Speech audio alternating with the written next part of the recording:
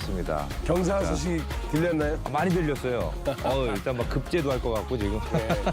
일단 패러글라이딩도 한번 타주고. 그리고 약돌돼지도 좀 먹어주고. 먹고. 네. 그리고 또 그거 있잖아, 칼. 야, 고려왕검. 그것까지. 제다이처럼. 네. 제다이처럼 또 제다도 하고. 네, 제다도 하고. 네. 야, 재밌었네요. 네. 진짜. 네. 문경의 여러 가지 요소들을 다 묶어서 또 한 번 오고 싶은 문경. 맛있게 문경. 재밌게 문경.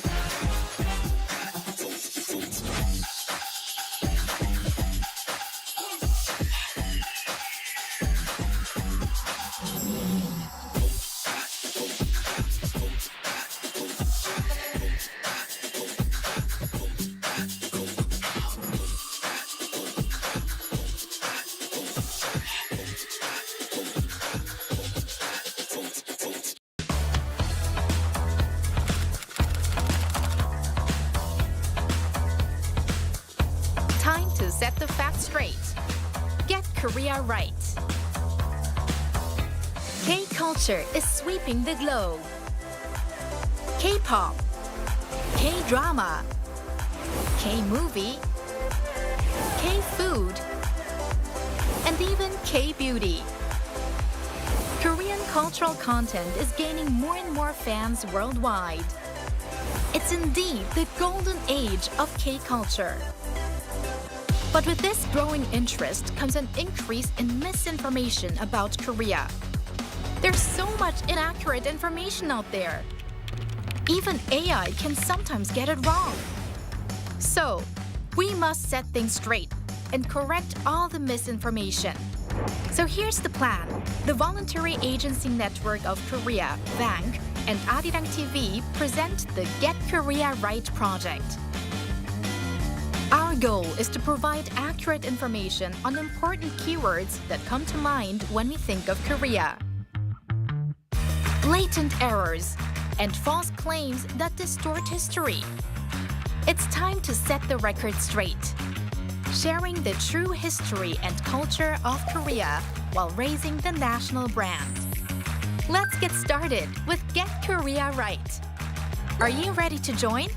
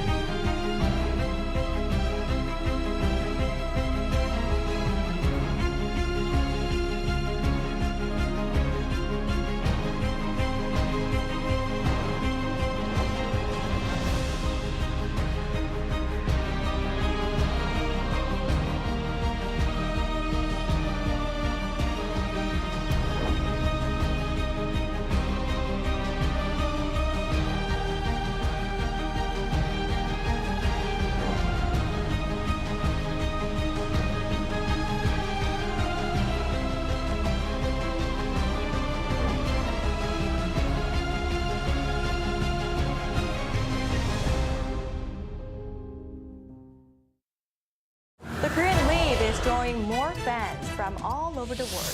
Local consumer prices continue to hover at the 2% rate in April. Turning to robots to allow the visually impaired the chance to better indulge in cultural experiences, like the number of hybrid cars are registered in South Korea has surpassed 2 million with this locally developed Yuri rocket.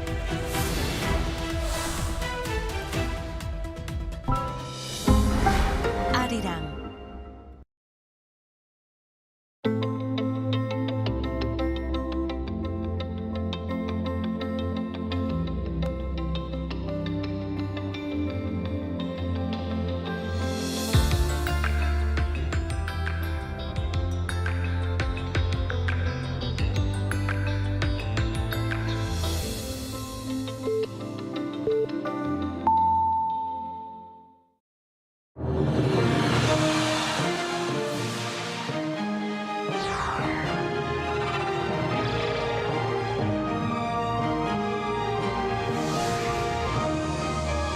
Hello and welcome to our morning edition of Arirang News. We begin with these stories making the headlines at this hour. As the wait for a breakthrough in the Iran war continues, U.S. President Donald Trump has reportedly sent back changes to the proposed deal with Iran, demanding tougher conditions to end the conflict.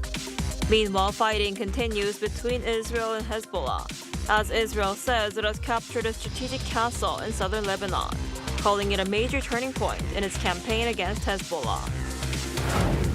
Early voting for Korea's June 3rd local elections ended over the weekend, with a record turnout of more than 23%. Over 10 million voters cast their ballots during the two-day early voting period, from Friday through Saturday. Officials from 50 African nations have gathered in Seoul as the Korea-Africa ministerial meeting got underway this morning. The meeting aims to turn commitments made at the Korea-Africa Summit in 2024 into concrete projects. U.S. President Donald Trump has made changes to the terms of a potential framework for a deal to end the war in Iran, with edits reportedly seeking stricter language regarding Iran's nuclear restrictions and the guaranteed reopening of the Strait of Hormuz. Our Park Jun-ah starts us off. U.S. President Donald Trump sent back changes to a proposed deal from Iran after a meeting with advisors on Friday. While the exact details of the edits remain unclear, an official familiar with the issue told CNN that Trump is pushing for much stricter language regarding Iran's nuclear restrictions and the guaranteed reopening of the Strait of Hormuz. Reports suggest that Trump is also highly cautious about relaxing sanctions on Tehran, including access to frozen Iranian funds, as he aims to avoid repeating what he views as flaws in past administrations' nuclear deals. Tehran responded with deep skepticism, reiterating that it will not accept a one-sided agreement. Iranian Parliament Speaker Mohammad Bagher Ghalibaf made it clear that no deal will receive approval unless Iran's sovereign rights are fully protected. Ghalibaf said that Iranian negotiators place no trust in the words and promises of the enemy, adding that tangible results would lead Iran to fulfill its commitments. Ongoing geopolitical tensions continue to weigh heavily on consumers and global energy markets. Regular gasoline prices averaged $4.34 per gallon in the U.S. over the weekend, almost 46% higher than before the war. Addressing the economic impact at home, U.S. Treasury Secretary Scott Bessent downplayed concerns about recent price increases, describing the energy-driven inflation as a temporary supply shock that would ease as global markets stabilize. Park Jun-ah, Arirang News. Meanwhile, Israel says it has captured a strategic castle in southern Lebanon, marking Israel's deepest incursion into the country in 26 years. This comes as Israeli forces have expanded evacuation orders across the region. Our Lee Seung-jae has more. Israel says it has captured the strategic Beaufort Castle in southern Lebanon, which Israeli Prime Minister Benjamin Netanyahu described as a decisive shift in the country's offensive against Hezbollah. Located just 14.5 kilometers from the Israeli border, the fortress overlooks the Litani Valley, beyond an area in southern Lebanon from where Israel had stated its original objective was to remove Hezbollah fighters. It is seen as both a symbolic and strategic prize. In a statement following the operation, Netanyahu said Israel had broken the barrier of fear and was now taking the initiative across multiple fronts, including Lebanon, Gaza, and Syria. He said the goal is to deepen and expand Israel's control over areas previously held by Hezbollah. Defense Minister Israel Katz highlighted the symbolic significance of the capture, noting that the Golani Brigade, which first seized the castle during the Lebanon War 4 decades ago, had once again raised the Israeli flag over the site. Israeli officials say controlling Beaufort Castle and the surrounding ridge strengthens protection for communities along Israel's northern border. The development comes as Israeli ground forces continue advancing deeper into Lebanese territory beyond the Litani River, while the military has expanded evacuation orders across southern Lebanon. The Israel Defense Forces have again warned residents to leave all areas south of the Zorani River, marking the second such broad evacuation order in recent days. Lebanese Prime Minister Nawaf Salam condemned the operation, accusing Israel of carrying out what he called collective punishment.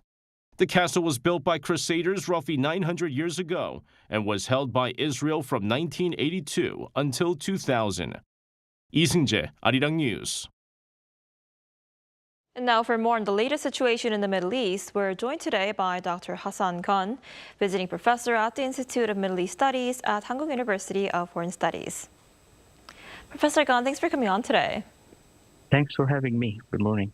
So, Trump has reportedly sent changes to the proposed deal made by Iran. While Iran says Trump is stalling talks with excessive demands, what does this suggest about the prospect for peace talks? The fact that Trump is sending back or didn't sign for that ceasefire agreement and he's sending for changes does not mean that negotiations are failing or collapsing. But it means it's entering a more difficult phase. The key issue here is no longer whether both sides want this ceasefire deal, or the issue is whether they would agree on the concessions, the sequencing of the concessions. So politically, this means that the United States is using delay as a leverage, and Trump wants to show that he's in no hurry to accept a weak and fragile deal, while Tehran also wants to frame this delay as the United States' fault, the United States' bad faith and excessive demands. So I think the negotiation is still alive, but it's still fragile, and the most likely outcome coming out of this, there will be another postpone and another phase of talk. So opening a new space for talk again, not reaching a whole agreement, ending every thing, which is like sanctions and missiles and regional proxies. No, I don't think so. I think it's just opening for next phase of talk. I see. And U.S. officials have earlier said that a potential deal would include Iran's commitment to give up its stockpile of highly enriched uranium. Would giving up that uranium cross a red line for Tehran? Yes, actually, this would be particularly similar, like crossing a red line for Iran. Because for Iran, giving up the uranium stockpile entirely, especially under United States pressure, would look like a surrender after war. And this touches a very sensitive issue inside Iran, like sovereignty and regime prestige, strategic deterrence. So Iran supreme leader has actually direct orders that the uranium should not leave the country. So, but there is a possible diplomatic compromise here. Iran may reach a technical deal, like dilution of this enriched uranium or international monitoring. Of course, this will be in exchange for a sanction relief or security guarantees. So the red line here is not the enriched uranium itself. It's the humiliation, and Iran would not accept any deal that looks like a surrender in front of their own people. And while that's happening, the U.S. defense chief Pete Hegseth, says the United States is more than capable of resuming war with Iran. So how real do you think is the risk of renewed escalation? This is a typical response of United States Secretary Hegseth, because when he says he's more than capable of resuming attacks, he's using pressure, leverage on Iran. He's showing that the United States is willing to resume attacking or striking Iran. The danger here is miscalculation. Like, both sides are negotiating from under fire, under live fire pressure now. So it's a very actually unique situation, because usually when we have diplomacy, we don't have a military. But in this situation right now, Iran and the United States are moving together with a live fire threat with diplomacy. So if Iran believes the United States is bluffing, it may delay its decision. If the United States believes Iran is buying time, it may strike again. So United States here wants a deal. It can present as a strategic victory to the world. Iran also wants a deal that will end all its hardship, like sanction and preservation of regime dignity, and therefore renewed escalation might be possible, especially through these limited strikes like now. All right, and Israel says it seized a strategic castle in Lebanon during the deepest incursion into the country in over a quarter of a century. Right, where's the conflict between Lebanon and Hezbollah heading? This is the real thing here. The Lebanon front is moving in a very dangerous direction. Israel is no longer like acting on self-defense on the border. It's trying to control territories and trying to gain more territories on the southern Lebanon. Netanyahu ordered troops to move on to farther deeper in Lebanon, and they seized the strategic fort, the Fort Castle, and they moved from Litani to Zaharani River. It's really like a big deal, and more than 1.2 million people are like displaced since the beginning of this year, and people are reporting also that the Israeli army military is like demolishing whole cities with intention. So this conflict is heading towards like a very prolonged war of attrition between Israel and Hezbollah.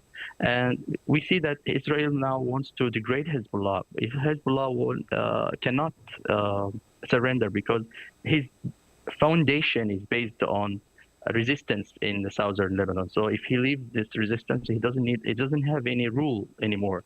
And the weakest party here is the Lebanese state. They don't know what to do with Hezbollah, and they don't have the power to resist the military attack of Israel. So Lebanon front here is becoming like a pressure valve of the war between U.S., Iran, and Israel. I see. All right, Professor Gan, thank you so much for your time and insight this morning. We appreciate it. Thank you. Thank you for having me.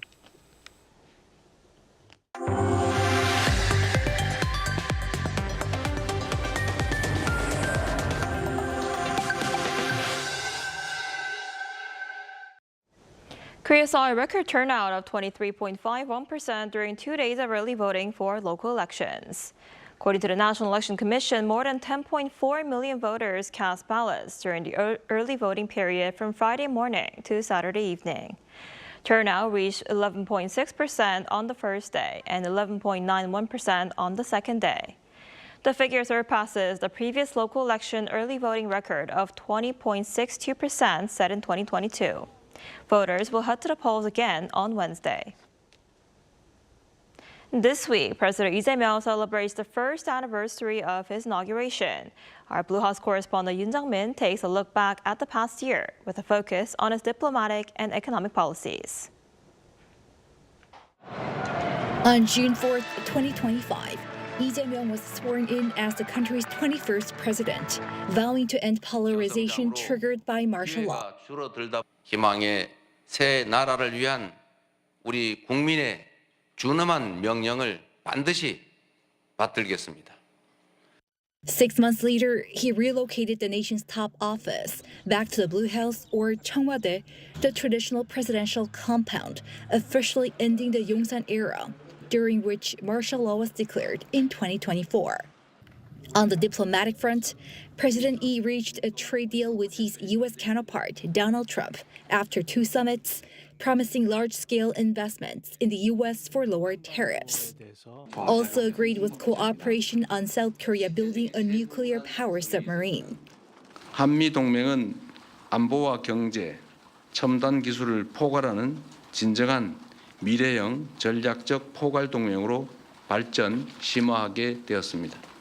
President Lee has brought a kind of maturity and sort of balance to South Korean foreign policies. That's probably the best one, is sort of keeping things on the rails, given that the U.S. has turned out to be a pretty difficult partner under this president. On top of that, the South Korean leader placed pragmatic diplomacy at the forefront, having restored Seoul-Beijing ties and resumed the so-called Seoul-Tokyo shuttle diplomacy. Another focus was expanding diplomatic horizons to the global south amid global uncertainties. On the economy, South Korean stocks have seen an unprecedented rally, driven by a global AI boom and efforts to improve shareholder returns, with the benchmark Kospi exceeding far beyond the 5,000 threshold, one of its campaign pledges.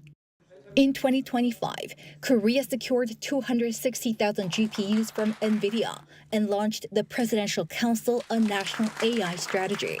저는 우리가 하기에 따라서 이 코리아 디스카운트가 아니고 얼마든지 정상 평가를 넘어서서 코리아 프리미엄도 가능하다. Reviving the people's livelihoods was also a key pillar, with the administration organizing extra budgets to breathe life into the economy in the form of consumption vouchers, as well as minimizing the fallout from the Middle East conflict as the country navigates high interest rates, high inflation, and a weaker currency. When it comes to stabilizing housing prices in the capital, Seoul, the president has reinstated the heavy capital gains tax on multiple home owners and sent out a series of strong messages to curb housing speculation. 1 year ago, President Lee took an oath of office, placing pragmatism front and center. For his second year in office, he puts greater emphasis on yielding tangible outcomes. He will unveil key policy visions next week for the year ahead. Yoon Jung-min, Arirang News. The Korea-Africa ministerial meeting kicked off in Seoul this morning, with 50 African nations and the heads of 4 regional organizations participating. Foreign Minister Cho Hyun earlier expressed hope that the meeting would deepen trust and demonstrate Korea's sincerity toward Africa. The meeting aims to turn commitments made at the Korea-Africa Summit in 2024 into concrete projects. With Africa holding about 30% of the world's critical minerals and offering alternative oil supplies, the meeting highlights growing strategic cooperation between Korea and Africa. A Korea-Africa Business Forum will follow on Tuesday. South Korea could soon deploy AI to monitor much of its frontline defenses along the border. The Defense Ministry says the move is being considered as part of a broader response to the country's shrinking population. Our Kim Seong reports. More than 22,000 troops are currently assigned to guard duties at roughly 200 general outposts along the heavily fortified border with North Korea. That number is expected to be cut to around 6,000. Defense Minister An Kyu-baek said the military will make the reduction by building what he called an AI-based scientific surveillance system. The plan reflects the impact of South Korea's shrinking military manpower, but it is also aimed at shifting troops away from the manpower-intensive border duty model and using them more effectively elsewhere. Defense Minister An said around 16,000 troops would be moved to rear areas and deployed back to the GOPs in the event of a contingency. The key question will be whether the technology can operate reliably in frontline conditions. Concerns remain over false alarms, hacking risk, and initial response capability in border areas, where a rapid reaction would be critical in the event of an emergency. Even Israel's AI border surveillance system was breached by Hamas, resulting in heavy casualties. Technology can fail, so there must be supplementary measures in place, including a rapid response team. The ministry also said the authorities are discussing plans to expand civilian roles in rear area security and transfer coastal defense duties to the Korea Coast Guard. It is also pursuing a broader restructuring plan in response to the expected drop in troop levels from 450,000 to around 350,000 by 2040. At the same time, the ministry is also considering bringing in more outsourced personnel, including private military contractors, to maintain an overall force of 500,000. The government is reviewing a plan to integrate the Army, Navy, and Air Force academies into a single military academy. Under the proposal, cadets would receive common training in their first 2 years, followed by branch-specific education in the third and fourth years. Kim Seoyoung, Arirang News.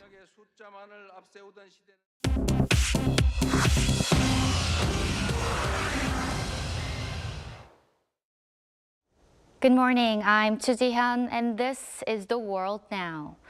An explosion at a village in Myanmar's Shan state has killed at least 55 people and wounded dozens more. According to local media reports, the blast occurred at noon local time on Sunday in Kaung Tat village near the Chinese border. The Tang National Liberation Army rebel group that controlled the area said mining explosives stored in the village detonated accidentally. Footage from the scene showed a large crater surrounded by shattered buildings. Children were among the dead and hundreds of homes were damaged. An investigation is underway. Colombia is heading to presidential runoff after no candidate secured more than 50% of the vote on Sunday, with right-wing outsider Abelardo de la Espriella leading leftist Senator Ivan Cepeda by 43% to 41%. De la Espriella, a lawyer known as El Tigre, or the Tiger, who has never had elected office, has modeled himself on El Salvador's Nayib Bukele and is promising a military crackdown on armed groups. Cepeda has pledged to continue outgoing President Petro's peace negotiation strategy with rebel groups. The runoff is seen as a test of the direction Latin America will take between progressive policies and the region's growing shift toward hardline security candidates.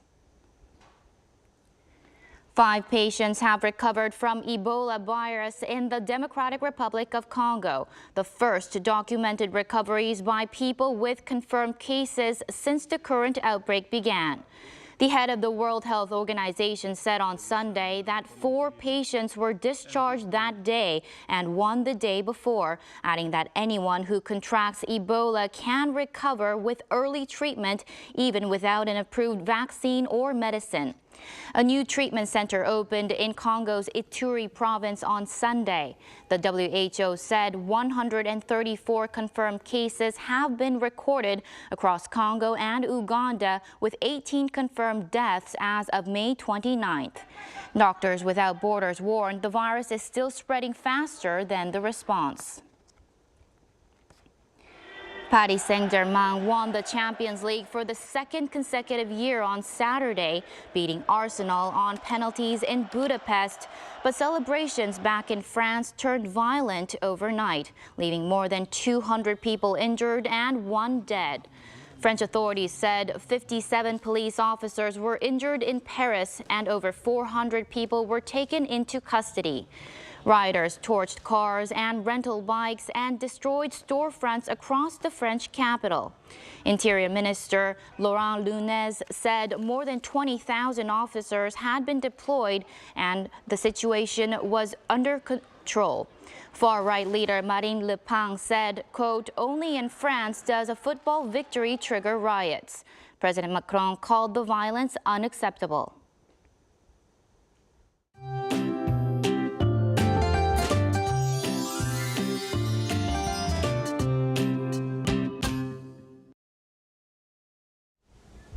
The first day of June is bringing a real taste of summer. Temperatures are climbing well above average across much of the country today, and the heat is not stopping there. Tomorrow will be even hotter with an expected high of 33 degrees Celsius, and the warmer weather will continue through local elections on Wednesday.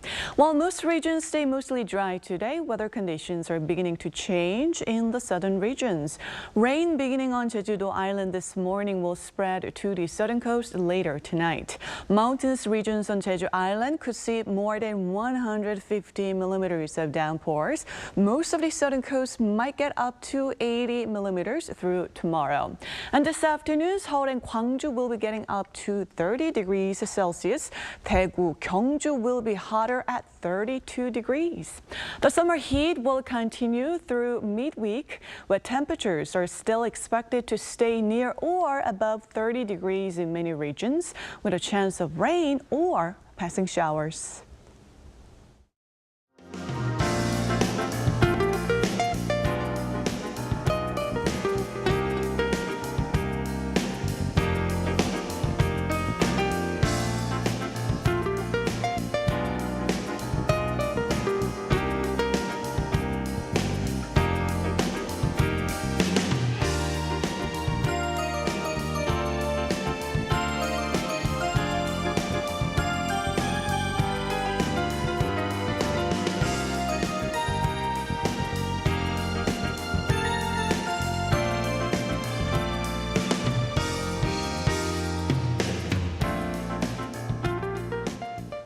That's all we have for this morning. Arirang News will be back at noon Korea time. Thanks for watching.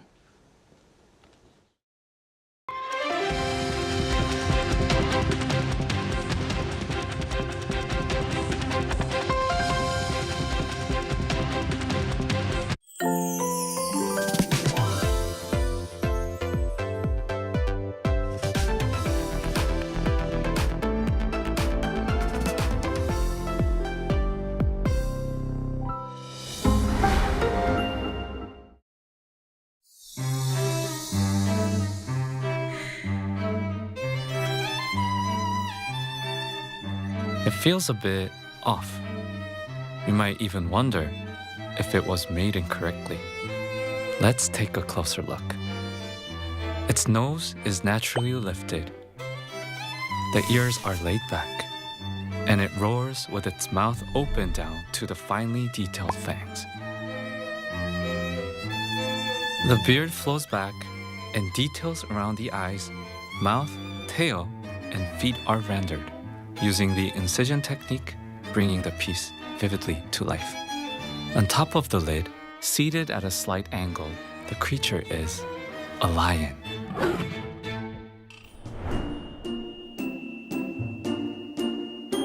In Buddhism, lions are regarded as mystical guardians of truth. And during the Goryeo dynasty, many celadon works were crafted in the form of lions. Though lions are seen as brave and powerful, this one feels endearingly cute, but no less significant. The smoke rising from the burner passes through the holes in the lid and slowly escapes into the air through the lion's mouth. As for the lid, an additional tier was raised on top, carefully placing the lion above it, while the body of the burner is adorned with expansive cloud motifs. What truly makes this incense burner shine is that subtle twist in perspective. Rather than centered, it's set slightly off to one side, gently breaking away from the conventional idea of a perfect symmetry. Small yet confident, off-center yet beautiful. The essence of Goryeo celadon defying convention. Shall we be drawn into the quiet charm of this piece, whose imperfection creates its own perfection?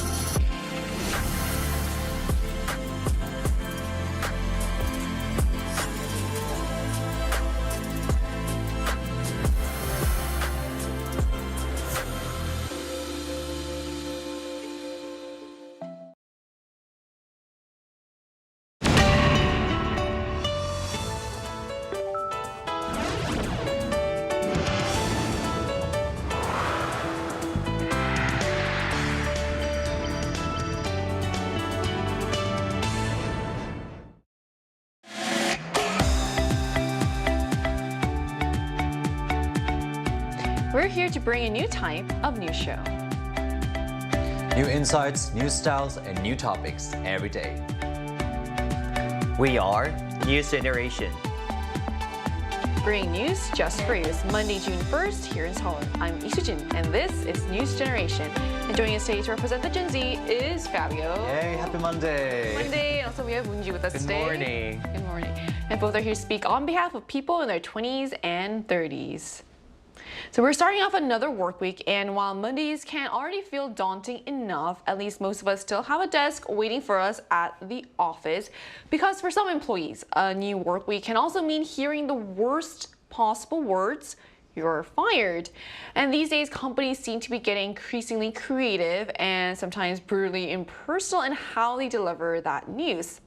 So before we dive into this, we're going to play a quick round of Would You Rather to see which method of firing sounds worse. So, would you rather get suddenly invited to a Zoom meeting only to realize everyone in the call is being laid off, or show up to work one morning, try to scan your employee badge, and discover that it no longer works? So, Fabio, do you want to go first? I mean, the second one sounds very harsh. Brutal. Both are terrible. Yeah. But I think the first one, at least you feel like that sense of being in a group where a lot of people are going through the same thing. Right, you're not alone. The second one doesn't really give you the chance to even talk your way out of the situation, and just lacking that type of communication and being completely blinded. Also, you have to prepare yourself and even commute to work to even realize that you've been fired. I just feel like the fact that these real-life examples exist is a little bit shocking and way too harsh and even rude at times. Right, for sure. What are your thoughts on this? Yeah, first of all, I hope our viewers never face this kind of instances. But, you know, showing up to work one day only to find out your badge is not working anymore, that's very brutal, I think. At least with the Zoom meeting, you are receiving an advance notice that you are being fired, but you commute it and you tag your badge and you finally find that the door doesn't open. It's gonna be so brutal. I think I would have to answer the second one is the worst, not even worse, just worst scenario that you could ever be fired. Yeah. And they're both horrible situations because you're being blindsided. But like you said it, Fabio said as well, it's like you don't get a chance to really say anything. No. You do avoid confrontation, but at what cost? That's true. That's true. That is a good point. There's no confrontation there. So now all this highlights how much the human side of layoffs matters, even when business decision itself may be unavoidable. So we're going to talk more about this, but first, let's take a look at the screen.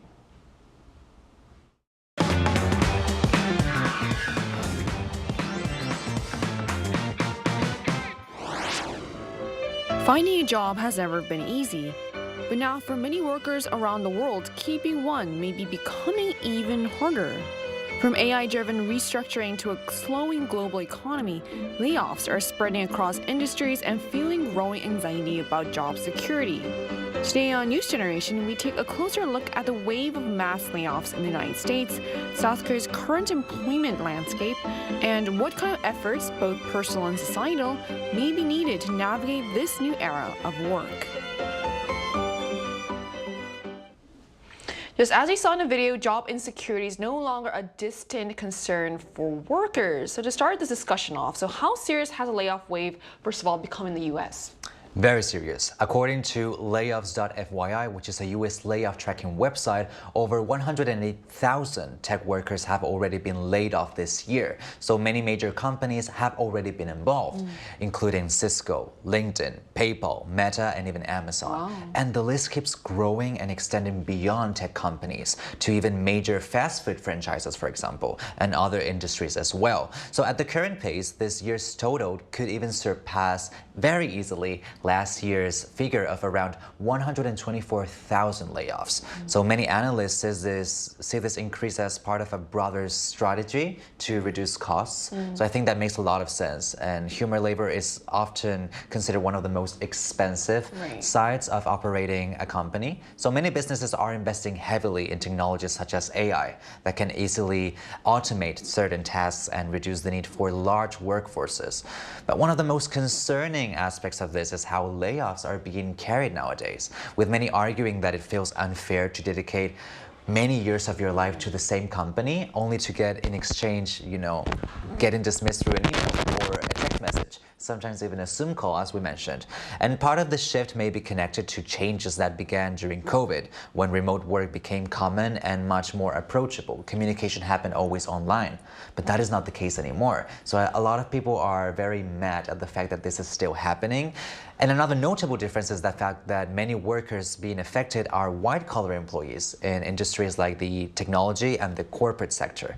And that has sparked wider discussions about the future of work in this specific realms. Right, so that's especially alarming because these cuts are no longer limited to struggling industries, but are increasingly affecting high-paying white-collar jobs and tech jobs once considered very stable. And it seems like this trend is now, unfortunately, spreading far beyond the United States. So how are other countries also seeing growing job insecurity, Moon-Jun? Yeah, in the past, due to the advancements in AI, repetitive tasks were replaced by technology, while the remaining work was supplemented by white-collared professionals. But today, however, the situation is completely different. The layoff issue also isn't a story isolated in the United States. For instance, a global bank headquartered in the UK, Standard Chartered, has also announced layoff plans, citing that the practical application of automation, advanced data analytics, and artificial intelligence has largely eliminated the need for the back office personnel. So from the company's perspective, the rapid development of AI technology is reducing the need to employ humans when AI can perform the same work more productively than humans. They stated that they plan to lay off more than 15% of their current workforce by 2030, which is in like 4 years. Furthermore, job market instability is growing among major Irish companies as well. According to the Central Statistics Office, job destructions have surged by 9.4% compared to last year. This is because we are increasingly experiencing a silent layoffs. Silent layoff refers to a situation where companies cut their workforce without making any official announcements, and in most cases they are doing this to dodge the public criticism. Indeed, major tech and logistics companies have already carried out some silent layoffs. So I think this is definitely not a phenomenon we are seeing merely in the States, but rather on a global scale. Just hearing the term silent layoff sounds so bleak. And that's very scary. Right, exactly. So to get a more in-depth perspective on this, we're going to talk to a finance professor in the US, and that conversation will take place right after the break, so don't go anywhere.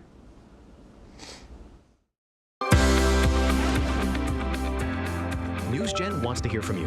Go to YouTube and search out channel Arirang News. Click Posts and cast your vote in the poll. Make a new type of news with us.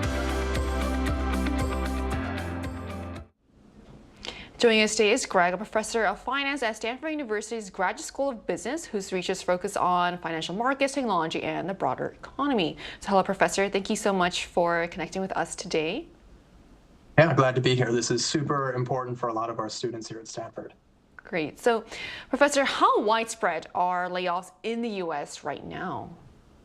Yeah, so I want to give you some kind of like broader context in terms of like data, and then I'm going to tell you some more like on the human side of this. So kind of broader context, the unemployment rate in the US right now is 4.3%. That's a low number. It's historically low. It's trending upwards a little bit, but it kind of looks good.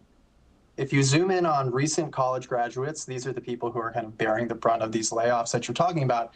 That unemployment number is 5.4%, which again, it's like right in line with historical averages. So sort of like nothing to particularly write home about or panic. Zooming in on tech, like there are these really shocking headline numbers, like 8,000 people laid off at Meta. The thing that you have to remember about these companies is they're really big. So if they fire 10% of their workforce, it's just a big headline number. Now that sort of aggregate number is going to be a little higher than last year, but the last few years have been pretty good for the labor market in U.S. tech. Broader context, there's like 12 million tech workers in the U.S. If 8,000 of them get fired from Meta, it sounds really bad, but it's a dynamic situation, it's a dynamic market, and they're going to probably be able to find employment pretty quickly. So that's the data. It doesn't feel good if you're one of the people who's experiencing this. And so like the thing I like that really strikes me about some of these tech jobs. So for the past 10 years, a place like Stanford, these big tech jobs at Google, Meta, Cisco, Apple, and so on, they're the very safe default option. Now, it's like not easy to get into Stanford, obviously, but if you do, you have the right major, you take the right classes, you join the right clubs, you do the internship, you sort of follow the steps. Everybody knows what steps you need to follow. Everybody knows about these jobs. You follow the steps, you get the job. They pay really well, they're low risk, you can stay there for a long time. It's sort of like the safe thing for the really smart kids. Now, like partly because of the firing, partly because of the lack of new hiring, which we'll talk about in a little, that very safe, dependable path that felt really good, it's harder to get into that, and it feels a little bit more precarious once you're there. So of course, people are really worried about this. And then plus, maybe the numbers we're seeing, like they're not that big yet, but Meta laying off 8,000 people could just be the tip of a much bigger change to come. Well, it's so interesting that the unemployment rate is not necessarily concerning, and that the path that was the typical way of achieving that type of work has been slightly shifting in terms of perspective. But what is your full opinion on what's behind the recent surge in layoffs across industries in the U.S.? Yeah, so there's three stories people tell, and I think you guys kind of hit on them earlier. The one that everyone here in Silicon Valley that people are really talking about is AI. Okay, so the current AI technology that everyone is using and experiencing, for whatever reason, it's so good at software engineering, really more than any other task. And I don't know if that's fundamental to the technology, or it's something about the nature of software engineering, or maybe it's just these AI companies haven't taken aim at finance professors or newscasters yet, and soon they will. Regardless, the concern is that AI is going to replace software engineers soon. And the Meta layoffs are just sort of the first signs of that. And indeed, these tech executives, when they talk about why they're laying people off, they cite AI adoption for the reason that they're firing people. So it's concerning if you're a tech worker, and it's concerning if you're not a tech worker but think you might be next. Now, I think there's two other things that I think of are maybe a little more important here. One is that a lot of these big tech companies just overhired during COVID. They went on a hiring spree. They hired tons of people. They thought everything would be online. They brought in all of these remote workers. And now, several years after that, they're realizing they don't need that many employees. They're firing some, they're hiring fewer people just to get down to the right size. And this AI stuff, it's partly true, but it's also just a really good excuse.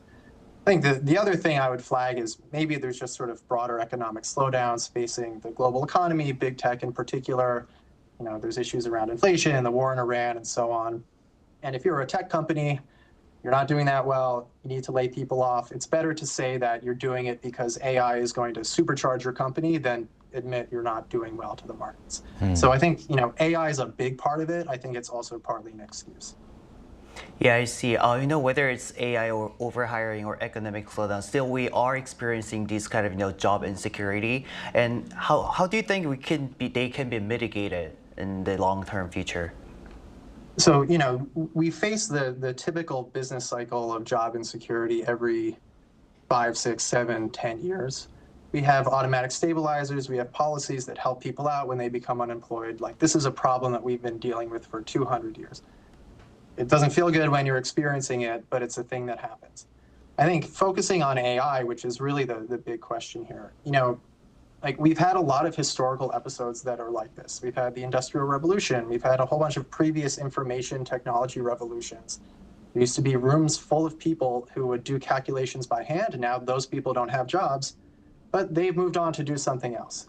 So for all of these things, jobs that we know about may go away, and it's just very difficult to imagine the new jobs that will sort of come about as a result of some of the new technology. Like, who knew 100 years ago that people would have a job called influencer, but now they have that job.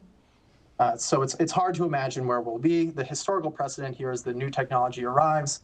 Ultimately, there are still jobs, and often there are more and better jobs. But that's not to say the transition out of sort of one steady state into a new steady state can be very painful, especially for the people who are sort of just entering the workforce and going through that. So this kind of makes me wonder, do you feel like the college students who are applying for jobs, do you think that the way that they're preparing for jobs or kind of the areas that they're going into kind of shifted recently? So here at Stanford, I think for the past 10 years, it's been like computer science, and harder and harder, I think, and that was like the ticket that you could get this very stable job. I think people are starting to think of what should I major in instead. And right now, I think it's really difficult for them because they don't know what that new industry is going to be. So when I this is going to date me, when I was finishing college, this was around 2008, 2009. And like at that time, what all the smart people did is they went into finance. And then there was this big financial catastrophe, the big global financial crisis. A lot of those jobs dried up. And for a while, like people didn't know like what was the thing you were going to do. And eventually it became tech. But in those like 3 to 4 years, it was pretty uncomfortable and people had to search. Now, like ultimately, it doesn't feel good, but it's a healthy thing. Like it's great to get a bunch of our smart students out of these older big tech companies and exploring new things. There are a lot of really cool industries that need smart people in them, a lot of problems to solve. And it's sort of great that instead of working on, ads at Google, you're going to figure out how to make housing more affordable or whatever industry people are going to be interested in. Right. This is a really layered issue. So thank you so much for sharing your insights with us today, Professor.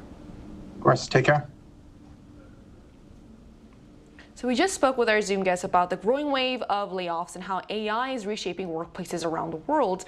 But while the U.S. has seen large-scale layoffs, South Korea appears to be facing a somewhat different challenge. So how is South Korea's job market being affected then? Yeah, the AI job shock in South Korea is arriving pretty quietly compared to the United States. Unlike the US, Korea's strict labor laws or like manufacturing heavy economy kind of makes direct layoffs very difficult. So what South Korea is doing in major companies, they are less hiring the new employees, which kind of directly impacts to the younger generations, like MZ generation that we are facing these days. So ultimately, while U.S. companies lay off current workers in general, South Korea is freezing entry-level jobs, leaving younger generation to bear the brunt of this impact. Right, so it is really the young people that are the most affected these days. So what challenges then are young Koreans facing in today's job market? Well, one of the biggest challenges that they're facing is the fact that the current job market is having a growing number of young people who are definitely not interested in becoming part of the workforce. They are simply leaving the industry. And last year, the number of people in their 20s and 30s who were not participating in the labor force reached a record high of approximately 720,000. So this figure has been rising steadily for the past few years. And what is particularly notable is that about 83% of these individuals had previously held jobs. So many young workers are leaving small and medium-sized enterprises, sometimes even temporary positions and day labor jobs, because of a few reasons. Some of them low wages, sometimes unstable employment, and sometimes the conditions are just not that good. And the limited opportunities for career growth may also be one of the problems. So as a result, South Korea is facing a social issue in which people are not simply changing jobs, but they are also stepping away from the market entirely. And many people are looking for, let's say, opportunities that feel a little bit more resourceful and have a little bit more of purpose. But that sometimes clashes with what companies expect in this very competitive market. Sometimes they need, fast results and things that are useful, tasks that can be repeated. And people are looking for, I guess, personal growth in another sense. And sometimes there's a little bit of a mismatch situation. Right. And what's actually also concerning, quite interesting to know, is that many young people leaving the job market aren't just inexperienced workers, but they're also people who've already experienced unstable and exhausting working conditions firsthand. So, and this also raises a broader concern of what kind of jobs and working environments are being created for the next generation. And that's why we also wanted to hear directly from our viewers. So we ran a poll on the INS YouTube channel asking about what their thoughts are on job insecurity. So, and we're going to take a look at this poll. So here's what the results show. So according to our poll, the biggest trigger for job insecurity was seeing layoffs and forced resignations happen nearby, with 62% of respondents choosing that option. Another 20% said they feel the most anxious when AI is introduced into their field of work, while 13% pointed to worsening economic conditions. Meanwhile, only 5% said personnel reshuffling season caused the most stress. So the results suggest that people may view economic downturns and artificial intelligence as somewhat distant or abstract threats, but seeing coworkers suddenly disappear from the office makes the fear feel personal and unavoidable.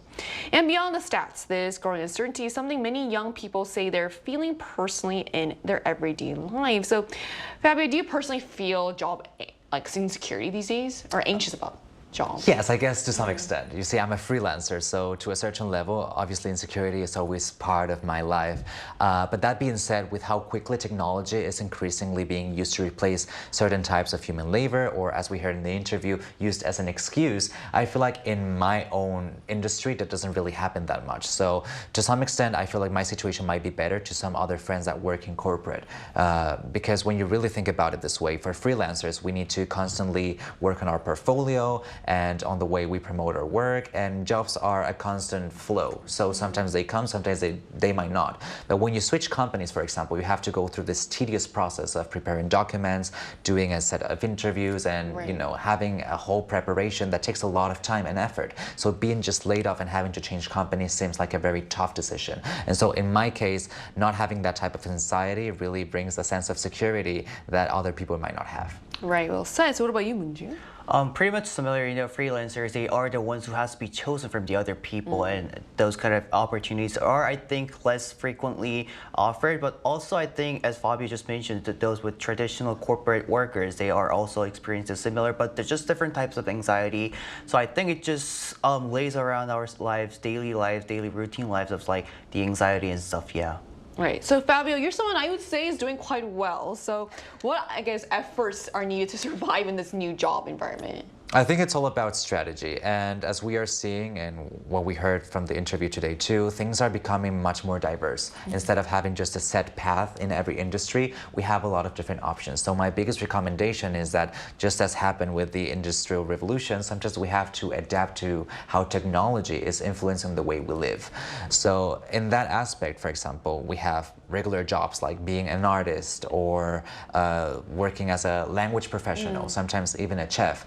What really matters here is doing a task that is not necessarily repetitive or that can be automated. So when you do a task that has a lot of value because of the humanity behind it and the purpose that comes with it, it's very hard to substitute it with technology. So for example, let's talk about the language expert industry. So if we're talking about translators and interpreters, of course AI does a great job at translating and give you a lot of insights when it comes to language. However, a professional sometimes is needed. A person is needed when it comes to communication, empathy, being able to have a cultural understanding and portray that in different wordings, in different types of expressions. When you have those type of situations, you cannot replace a human with AI, for example. And I think that instead of fighting against technology for the same type of industry or the same type of task, people should focus on positions where they cannot be substituted at all, where human value is really needed. Right, so it's kind of like what our professor said. To the answer to the first question, he mentioned that there's a data and there's also the human side, just like this, with any job, the human side is also irreplaceable as well. I mean, looking at the conversation we had today and even the interview we just had, I don't think AI can replace that. I think the human value of having a personal opinion on it or giving insights about real experiences is not something that technology can do. So, for example, in this type of case, that task or that interview cannot easily be replaced. Right, well said. What are your thoughts on this? Yeah, also I think society safety net is also essential in this rapidly changing era. Polarization is deepening and many young people are being left behind. So society must provide the necessary education and support to help them successfully integrate into this rapidly changing society. Right, so the nature of work has always evolved, but the pace of change today feels faster than ever. And as technology reshapes industries and economic uncertainty lingers, adapting to change may become one of the most valuable skills workers can have. And the challenge will be ensuring that opportunity keeps pace with innovation. And that brings us to the end of today's episode of News Generation. But News Show will be back tomorrow at 10:30 a.m. Korea time with more stories and discussions. A big thanks to Fabio. Well, my best wishes to all the workers all around the world. Right, and also Moonju. Thanks for having me today. And to our viewers, thank you so much for watching. And while work may not always be fun, it's still better than finding out your badge no longer works. We are News Generation.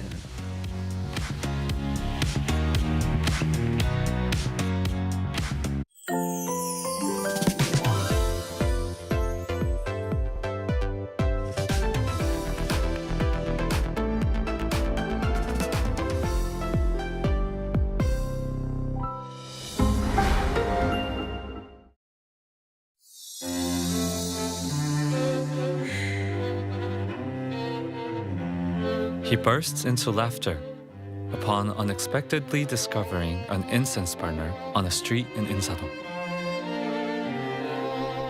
What made him laugh was none other than a replica of the Celadon incense burner with openwork geometric design, often hailed as the pinnacle of Koryo Celadon.